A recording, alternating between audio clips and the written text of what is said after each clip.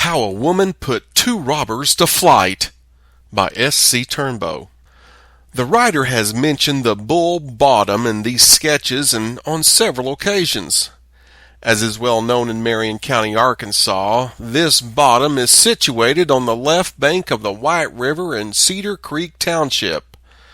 Now, I am informed that George Weaver made the first settlement here. Now, Weaver sold the improvements on this land to Old Man John Terry, the first settler on the C.S.A. place, and Mr. Terry gave the improvements to his sons, Tom and Ron Terry.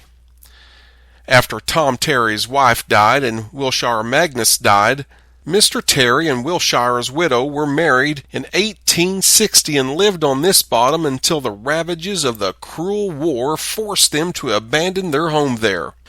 Now, when Mr. Terry was enlisted in the Union Army, his wife, whose name was Elizabeth, was left alone with the children to contend against the hardships, thieves, and robbers. There were 6 children.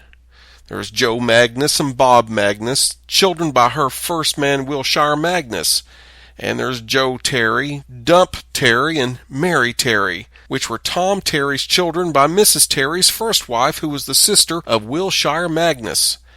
And Tom Terry had an offspring of the marriage between Mr. Terry and Mrs. Magnus. The latter child was 6 months old.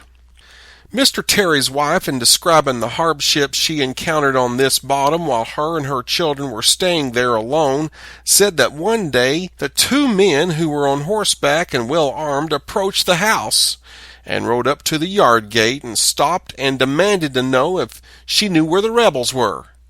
She told them she did not know anything about them. After they had repeated the inquiry a few times, they reversed the questions to her, and they wanted to know if she knew where any feds were, and she answered in the negative. They were very inquisitive and continued to ask her questions until they found that they could not obtain any information from her. They then backed their horses from the gate, reined them around as if they were going to ride off, and stopped and held a whispered conversation, and then they started off down toward the lower part of the bottom. Mrs. Terry said, "I was convinced that they were gone off to procure help to rob the house and drive off the stock. I and Mr. Terry owned more than 100 head of cattle, which Terry kept on the range of the hills of Music Creek. This is just after we were married. But in 1862, the land pirates had taken just about all but a few of them and disposed of them. Mr. Isaiah Wilkerson, who lived on Music Creek just above the mouth, noticing the principal part of the cattle had been stolen, he gathered up the remainder, which included a few milk cows, and drove them across the river where we could find them. Now, the cows were giving milk, and the milk from the cows kept the children from starving. After the 2 men had left, I went to work with a determination to save my stuff in the house and my milk cows if I had to fight for the property, and with the help of the children that was old enough to do anything. And I went to work and carried out all of our household stuff into the house that had only one door. I forgot to mention there were 2 houses with a hall between them.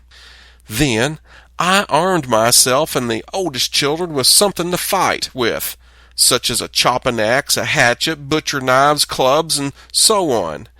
Then I and the children sit down and wait for the return of the bandits. And in a little while I saw the 2 same men coming back driving the milk cows before them.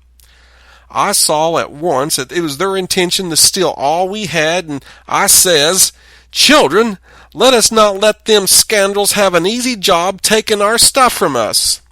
Now, when they had reached near the cow lot gate with the cattle, the calves began to bleat, and the children began to cry, for the little innocent and helpless children depended on the cows for a living. And when they realized that the robbers intended to take the cattle from us, we would all have to meet starvation and distress. My heart seemed to sink in despair, for I knew they had the power to drive them off, but I had set a resolution that I would fight to the last moment to save the cows in my household. The robbers were preparing to let the calves out to the cows and make ready to drive them off, and about the moment I was ready to interfere with their thievish plans, a thought came into my mind that I might get rid of them before they had time to ride roughshod over me and the children. And I put it into execution at once by snatching the dinner horn from where it was hanging on the wall in the hallway, and then I blew a loud blast with it, and then stopped for a moment and blew it a second time, and then I hallooed at the top of my voice and used these words, "Here they are! Come quick!" Then I repeated the blowing of the horn and yelled about the same words.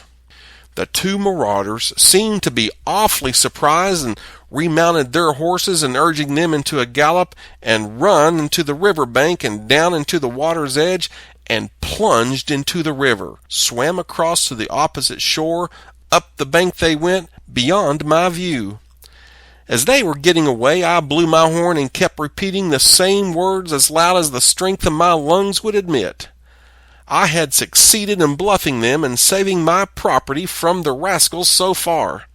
No doubt they were fully convinced that a body of Federal soldiers were nearby ready to pounce on them. I learned afterward that these men never stopped until they reached the John Knight cabin in the range of the Short Mountain, which was used as a gathering place for a number of the Southern men in the war days.